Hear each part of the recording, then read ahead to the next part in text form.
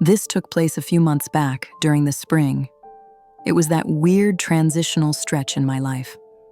I had just graduated, wasn't tied down with anything yet, and suddenly had more free time than I knew what to do with. I had wrapped up college a semester early, which felt like a smart move back when I was buried in deadlines. But once the grind stopped, I realized I had no idea how to fill my days. My full-time job wasn't scheduled to begin until June, and nearly all my friends were still bogged down with school or prepping for finals. So I was just drifting, caught in this limbo between one chapter and the next. Honestly, it started messing with my head. I've never been good at being idle. I get restless if I'm not working towards something, and spending days doing nothing but watching the clock wear me down felt miserable. That's probably why I didn't hesitate when my mom asked if I could swing by my Uncle Rick's beach place. It was a simple enough task. Head over to Rehoboth Beach, take a look around for any issues like leaks or broken stuff, and do a few light chores so Rick wouldn't have to pay a handyman. I should probably clarify. I live in Pennsylvania, and Rick's beach house is in Delaware, so the drive isn't too bad. Just over 2 hours, give or take. The place itself is huge, big enough to comfortably host our entire extended family every summer. We pack it with about 25 of us, crowding in for days of board games and too much alcohol. Honestly, those are the only two traditions that really define our family gatherings. Rick's house isn't sitting right on the beach, but it's not far either. It's tucked into a quiet residential area, surrounded by tall patches of beach grass and twisty roads. I honestly couldn't even tell you which day of the week it was when I headed down. Maybe a Thursday? I remember leaving in the late afternoon, which looking back probably wasn't the smartest plan, but the drive down was smooth and uneventful. When I got to the house, everything looked completely normal. I went inside and started going through the checklist Rick had left. I tested the sinks, flipped through the breakers, and did a quick walk around the property. Nothing seemed out of place. Honestly, though, being there by myself felt off. I'd never experienced that house without the usual chaos. Board games scattered across tables, relatives laughing and drinking a little too much. The quiet was probably the strangest part. The whole place just felt empty in a weird way, like it had been left behind. I think most people have that one spot, maybe a house, maybe a family favorite diner, that's usually loud and full of people. And then you see it completely silent. That shift in atmosphere can be unsettling. That's exactly what it was like. It started getting late, and I've never liked driving after dark, so I shot my mom a text letting her know I'd just spend the night and head home in the morning. She agreed it made sense and reminded me to thank Uncle Rick for letting me crash there. I did. I threw something together to eat, scrolled through my phone for a while, then got ready to call it a night. During our usual summer trips, I usually end up squeezed into one of the smaller third-floor bedrooms while the nicer ones go to other family members. Not complaining, that's just how it's always been. But this time, with the whole house to myself, I figured I'd take the opportunity to upgrade. The master bedroom on the second floor is amazing. It has its own bathroom, a huge walk-in closet, and the kind of bed you sink into and forget the world. It wasn't exactly a hard choice. That's where I planned to sleep. I got into bed a little after midnight and fell asleep pretty fast. I couldn't tell you exactly what time it was when I woke up. All I know is something jolted me awake. I was still half asleep, but I could swear I heard a sound coming from the closet, like something shifted or dropped, only it didn't make the kind of noise you'd expect. I turned my head slowly toward the closet, and even that small movement sent my heart racing. My brain had snapped fully awake, but my body wasn't cooperating. It wasn't exactly sleep paralysis, though. I could move if I really wanted to. I just didn't want to. I didn't want to see what might be waiting in there. I shut my eyes tight and told myself to just fall back asleep. And for a moment, I thought I was about to. But just as I started slipping into sleep again, I heard another sound. A faint thud from the closet. I squinted slightly, trying to tell myself I was imagining things. But deep down, I knew I wasn't. Then something changed. This time I wasn't choosing to stay still. I physically couldn't move. It hit me all at once. The real kind of paralysis where your body won't respond, no matter how much you want it to. That was the first time I truly understood what it meant to be frozen. I lay there, terrified, barely able to breathe, eyes half open. That's when I heard the closet door creak open, slowly. And through the narrow sliver of my vision, I saw something. A figure, completely still, standing beside the bed. It didn't do anything, just stood there watching me. Maybe 20 seconds passed, but it felt endless. And then, without making a sound, the figure turned and walked out of the room. I didn't move a muscle. My breathing stayed shallow, trying not to make a sound. I expected to hear the steps go down the stairs, but instead the creaking footsteps went upward, toward the 3rd floor. And that's when my stomach dropped. There was only one staircase in the house, and it didn't lead out. Upstairs was a dead end. My thoughts were racing, screaming at me to act, but fear had me locked in place. I didn't know who that person was, whether he had a weapon or what he was capable of. I wasn't about to try to confront someone who could easily overpower me, so I stayed still, frozen, trying to think. Eventually, I gathered enough courage to break myself out of that frozen state. Carefully, quietly. I reached for my phone and dialed 911 as soon as I could. When the dispatcher answered, I kept my voice low, barely above a whisper. I told them there was someone inside the house. After that, I quietly slid out of bed and turned the lock on the bedroom door, trying not to make a sound. Then I waited. Each minute dragged like an hour. Finally, red and blue lights started flashing across the window. I couldn't believe how fast they'd shown up. I rushed downstairs, flung the front door open, and honestly almost fell over from the relief of seeing them. The officers didn't waste any time. They went straight inside and began sweeping the place. I stayed outside, still catching my breath. It didn't take long before they came back and told me the house was empty. I couldn't wrap my head around it. I had clearly heard footsteps go up to the 3rd floor, and there was no exit up there. So unless he'd vanished into thin air, he had to still be inside. But the officers were convinced I'd just missed him somehow. Maybe he slipped by while I was distracted or too shaken to notice. I knew that wasn't the case, but how could I prove it? I wasn't okay with them just writing it off and leaving, so I called Rick. He didn't take it lightly. He got on the phone with the police right then and demanded they search again, properly this time, and reminded them that this could be a life or death situation. That got their attention. They agreed to go back in and check again, more thoroughly. Rick told me to stay with them and observe everything, so I followed as they moved through the house. This time, they didn't rush.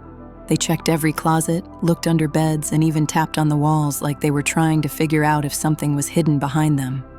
They checked behind every shower curtain in the bathrooms, rechecked every lock on the doors and windows. And that's when they discovered something. One of the bedroom windows on the 3rd floor, the same room I would have been sleeping in, wasn't secured, it was unlocked. One officer stayed upstairs by the room, while the other headed down to check the outside from the back deck. I decided to go out there with him. Honestly, the idea of staying inside any longer made me sick to my stomach. I couldn't shake the thought that maybe someone else was still in there. The officer swept his flashlight across the yard. Nothing. Then he tilted the beam upward, scanning the roof. And that's when it happened. The light caught something that made my blood run cold. It was him. That same man who'd been in the room earlier was now just sitting up on the roof. He looked filthy, bald, wearing torn-up clothes like he hadn't showered or changed in who knows how long. The sight of him made my skin crawl. Everything that happened after that is kind of a blur. The officers radioed to each other, coordinated quickly, and eventually got him down from the roof and into custody. They placed him in handcuffs and sat him in the back of one of the cruisers. Later, the police told me they believed he was likely homeless and had been living in the house without anyone knowing, possibly for several days, maybe even longer. But when they tried to question him, how he got in, how long he'd been staying there, or why he chose to hide in that closet, he didn't give them a single answer. He just stared ahead with this blank, distant expression, like none of it mattered to him. Not long after, They drove off with him in the back seat. And that was it. Even now, I can't fully process the whole thing. No matter how much I try to make sense of it, I just can't figure out why he was in that closet, of all places. Maybe he heard me come in and ducked into the first hiding spot he could find, and how he even got into the house in the first place, that's still a mystery. Rick doesn't have any idea either. There's no real way to reach the roof from the outside, which makes the idea that he somehow climbed up there on his own feel pretty unlikely. That's part of what still doesn't sit right with me. Since everything happened, most of my extended family has been urging Rick to upgrade the security at the house. But for some reason, he's always pushed back on it. I don't know why. I keep thinking about how different that night could have turned out if I'd chosen to sleep in the room I usually get during our summer visits. It's a thought I try not to dwell on, but it lingers. A few weeks later, my friend Mike reached out. His family has a beach house down in Jersey, and calling it beautiful doesn't really do it justice. To me, it's incredible, especially since I didn't grow up around places like that. I don't know every detail about the house's history, but I do know it's been in Mike's family for a long time. His grandparents had always hoped to retire there permanently, but they both passed away recently, and now the place just sits unused most of the year. Mike's extended family is mostly based on the West Coast, and his parents rarely have time to visit, so the house has become more of a quiet retreat than anything else. The silver lining, if you can call it that, is that Mike pretty much has an open invitation to use it whenever he wants. I think his dad had plans to start renting it out eventually, maybe make some extra income, but I haven't heard anything about that actually moving forward. Honestly, I get it. Renting out a beach house in the off-season isn't exactly easy. Anyway, it was sometime around mid-July when Mike texted me and asked if I wanted to join him down there for the weekend. I didn't need convincing. I had nothing on my schedule, and the idea of relaxing by the shore sounded perfect. His plan was low-key. We'd hang out, maybe hit the beach during the day, then head to the boardwalk at night and just enjoy everything the shore had to offer. It wasn't some wild weekend or anything like that, just a relaxed getaway, a break from the usual routine. Honestly, I was really looking forward to it. Mike and I lived fairly close to each other, so the plan was for him to swing by and drive us both down together. That Friday, I packed up a duffel bag, tossed it into his trunk, and we hit the road. We got there around 6 in the evening. After bringing our bags upstairs and settling into our rooms, we took a moment to just take in the place. The house had that unmistakable beach home atmosphere, a mix of salt in the air, aged wood, and a hint of mustiness. Not in a bad way, more like the scent of memories baked into the walls. You could feel how many summers that house had lived through. We grabbed some food from a nearby sub shop, then decided to head down to the beach for a walk. Mike had brought a couple fishing rods, so we figured we'd cast a few lines, mostly just to relax. Neither of us were really trying to catch anything serious. It was just about being out there. While walking the shoreline, we ended up crossing paths with two girls who looked to be about our age. They were barefoot, strolling by the edge of the water. True to form, Mike didn't hesitate to strike up a conversation. Turned out they were locals, or at least familiar with the area. The whole interaction had that laid-back, lightly flirty energy that happens naturally when you're young. The weather's warm, and the ocean's nearby. We exchanged numbers and they continued their walk while we kept fishing. There were still a fair number of people out and about. It was the middle of summer after all. But Mike knew where to find the quieter corners. He took us to some tucked-away spots, private access paths, little gaps between dunes, narrow stretches of sand between houses where the glow of streetlights couldn't reach. Eventually, we found a perfect little pocket to ourselves, where the only things we could hear were the waves and the breeze. It was the kind of evening that lets you tune out the world for a while. When we got up the next morning, it was around 9. We figured a jog along the boardwalk would be a good way to start the day. The sun was already heating things up, but a steady breeze coming off the ocean kept it manageable. We weren't trying to push ourselves too hard, just a couple of miles to get moving.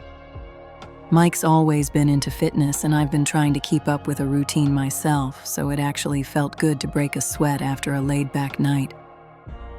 The rest of the day drifted by. We didn't do much. just enjoyed the pace and let the hours pass without keeping track. That evening, Mike mentioned maybe checking out a few bars over in Seaside. It sounded good in theory, but once we sat with the idea for a bit, it lost its appeal.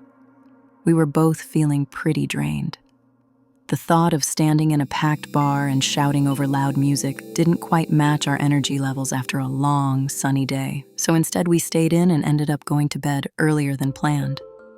It was sometime after midnight when I suddenly woke up to a high-pitched, piercing beeping. At first, I thought it was part of a dream, but as I lay there in the dark for a few seconds longer, I realized it was very real and loud. It had that unmistakable sharpness of a smoke detector, the kind of alarm that immediately makes your heart race. I jumped out of bed and quickly looked around, trying to figure out where the noise was coming from. It didn't seem like it was anywhere on the second floor, at least not nearby. After a few moments of listening, I started to think it might actually be coming from above. Without hesitating, I flung open the bedroom door and rushed down the hall to Mike's room. I shook him awake with both hands and told him to get up, fast. He caught on immediately, didn't even stop to grab a shirt. We both knew whatever this was, it needed our full attention. Without wasting a second, we sprinted up the stairs together. We had no idea what we were about to find. The third floor was mostly in shadow, lit only by a sliver of moonlight streaming in through the window at the end of the hall. We switched the lights on and started looking around, fully expecting to see signs of a fire, smoke, maybe something glowing or charred. But there was nothing. No smell, no heat, no visual clue that anything had been burning. It made no sense. The alarm kept going, loud and relentless, but there were no clear signs of danger anywhere. After what felt like an endless, frustrating search, I finally found the source. In one of the bedrooms, neatly tucked under a pillow, was a small black device. Before calling Mike in, I decided to take a closer look, mostly because I couldn't make sense of what I was seeing. It was about the size of a handheld radio, completely black except for a single red light blinking on top. There were no logos, no buttons, no display screen, just a smooth, matte casing and a single small switch on the side. At least I assumed it was a switch. I flipped it, and instantly the sound cut off. The silence that followed was jarring. Right then, Mike walked into the room. His eyes went straight from the pillow to my hand to my face. We didn't say anything at first. We just stared at each other, both trying to process what we were looking at. The confusion and unease were written all over his face, and I knew I must have looked the same. After a few moments, he finally asked if I'd ever seen that device before. I shook my head and asked him the same. He told me no. We spent the next hour going back and forth, trying to figure out what the thing was, why it was in the house, and what might have set it off. But nothing we came up with made any real sense. Mike was adamant that no one in his family had been to the house in a long time, and I believed him. I mean, there was no reason for Mike to lie, and really, who would purposely leave something like that in their own house? Maybe someone would assume it was meant as a backup safety measure, like a replacement for a broken smoke detector upstairs. But the thing hadn't done anything useful. There was no fire, no emergency to prevent. And the worst part was the mystery of how it had even gone off to begin with. That's what made it all feel so unsettling. We were sitting in Mike's room, lights off, just talking it through, when something suddenly clicked in my head. Something I couldn't believe I hadn't considered earlier. The switch. I pulled the device back out and quickly flipped the switch on and then off again. Sure enough, that sharp, piercing beep came right back, then stopped the moment I turned it off. As soon as the sound died, both of us froze. Mike leaned in and whispered, "Oh my God." The realization hit us at the exact same moment. The only way to trigger that sound was by manually flipping the switch, which meant someone else had been in the house. Someone had to have turned it on before we woke up. We didn't waste a second. Mike called the police while I moved quickly to lock the bedroom door and stack a few things in front of it, just in case. Then we waited. It felt like forever. Finally, flashing lights lit up the front of the house. As soon as the officers arrived, we rushed downstairs to meet them. We gave them a quick rundown of what had happened, and they went straight into the house for a full search. Per their instructions, we stayed outside by the front door. When they came back, their report made our stomachs drop. Every single window on the third floor was wide open, even the ones in the bathroom. And that wasn't all. The rooms looked like they'd been torn apart, beds flipped, drawers yanked out, clothes and belongings thrown everywhere. The same room where I'd found that strange device, the one that had been completely tidy earlier, was now trashed. Mike and I both stood there, stunned. It made us question our own memory. We had just been up there. How could it have changed so drastically in such a short time? The officers walked us back upstairs so we could see for ourselves. And there it was. No denying it. Someone had been there, and they'd torn the place apart. The police didn't find anyone still inside, or any more answers, really. But we didn't need any more proof. The damage spoke for itself. They didn't find anyone hiding, no fingerprints, no weapons, nothing concrete. After another 20 minutes or so, the officers advised us to make sure all the windows were fully locked from now on, and to call again if anything else out of the ordinary happened. Then they left. Mike and I both felt uneasy staying in that house, knowing that someone, most likely unstable or under the influence, had been inside and done all of that. And the fact that we still didn't understand how or why made it worse, but we didn't have much of a choice at that point. We agreed to stay the rest of the night and head out first thing in the morning. That's exactly what we did. Thankfully, whoever had been there seemed to be long gone, because nothing else occurred during the night. Still, there are parts of that experience that I can't make sense of, and I can only imagine what Mike must still think about it. For all we know, whoever was in that house might have stayed hidden for longer than we realized. This all happened a while ago, back when I was 22. Enough time has passed that I finally feel comfortable sharing it. At the time, I was just out of college, had landed a decent job, and was fortunate enough to be living at home with my parents. That meant no rent, no grocery bills, just a chance to save up while staying in the same room I grew up in, surrounded by all the familiar parts of my hometown. Honestly, it felt like the best of both worlds. I had financial freedom and the comfort of home. I've always known how lucky I was to have parents who supported me like that, and I never took it for granted, especially knowing not everyone gets that opportunity. But even with that stability, things weren't completely stress-free. What I'm about to talk about happened within the first month of moving back in. And for context, I've never been someone who parties hard. I'm not out drinking constantly or spending every weekend at clubs. I've always kept my independence and made sure no one, especially not men, had control over my life. That's just the way I was brought up. My dad has always been the most influential person in my life, and because of that, I've never had any interest in casual hookup culture. It just never sat right with me. My day-to-day life is pretty structured. I wake up, get my caffeine fix, head to work, hit the gym, wind down with a book, scroll on my phone for a bit, then call it a night. Weekends are for the things I enjoy: hiking, short road trips, board games, or whatever else I'm in the mood for. Then one weekend out of the blue, my best friend from college, Lindsay, invited me and our two close friends, Sabrina and Thea, to spend a few days at her family's beach house. I'd never been before, but from the way Lindsay always talked about it, I had a feeling it would be something special, peaceful, tucked away from the crowds, with its own private stretch of sand and only a short walk from the water. Lindsay's family is, to put it simply, very well off. I think both of her parents are neurosurgeons, so I wasn't expecting a modest little cottage. Still, I was completely blown away when we arrived. The house was stunning.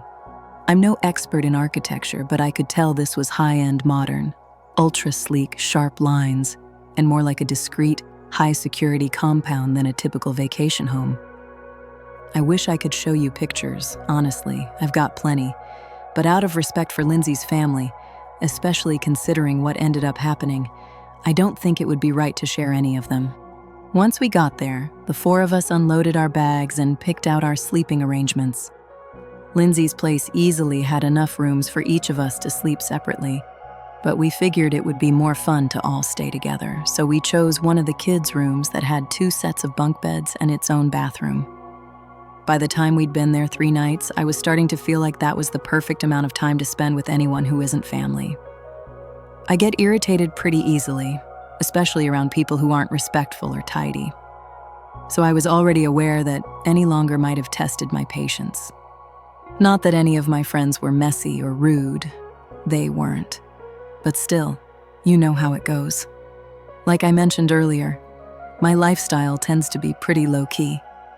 But if there was ever a time to relax that a bit, this was it, a weekend away with close friends, so I told myself I'd loosen up a little more than usual. We wanted to ease into things on the first night, so we headed down to the private beach connected to the house and found a spot to sit in the sand and stargaze. The 4 of us brought some White Claws, and Sabrina played some house music off her portable speaker. It was peaceful, just the sound of the waves, the music, and the occasional laugh between us. Then we noticed something in the distance. Oh, a small, flickering light down the shoreline. We all quieted down and watched it for a while. It was strangely calming to look at, even though there was something a little eerie about it. After a few moments, we realized the light wasn't just flickering randomly. It was swinging side to side like someone walking with a flashlight. And sure enough, that's exactly what it was. We could make out a few figures, 3 or maybe 4. Walking slowly in our direction. They weren't staggering or running or doing anything weird, just moving along like they were taking a stroll. As they got closer, we could hear them laughing, and that eased some of our tension. Given the time of night, it made sense that it might just be a few other young people out enjoying the beach. One of them called out to us, a guy, probably close to our age, and said hi in a friendly tone. Thea shouted back a greeting, and we exchanged a bit of small talk while they continued walking toward us. When they finally got close enough to see clearly, we saw it was 3 guys, maybe a couple years older than us at most. They definitely had that classic beach look, which I picked up on right away.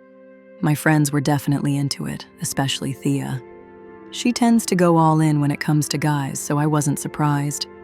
She and I have always had pretty different approaches when it comes to that stuff, and she knows how I feel, so I'm not saying anything she hasn't heard before.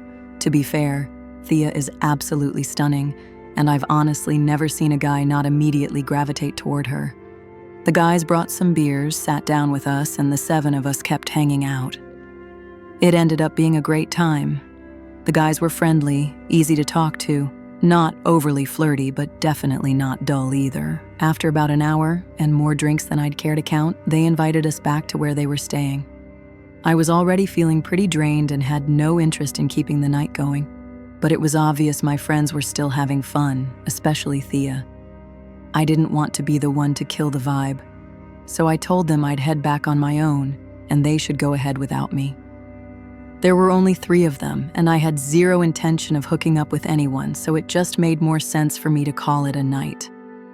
I walked back to Lindsay's place while the rest of the group headed down the beach together, toward wherever the guys were staying. Once I got in, I cleaned up and went straight to bed. A few hours later, sometime after 3 in the morning, I was startled awake by a FaceTime call from Lindsay. It threw me off, considering she should have either been back by then or asleep somewhere, probably with one of the guys. I answered, half asleep, and immediately sat up when I heard her voice. She was panicked, practically yelling into the phone. She told me that Thea and Sabrina had been taken, and I needed to grab her car right away. Her words hit me like a wave of cold water. My heart dropped and I was instantly wide awake, flooded with adrenaline. I didn't waste a second.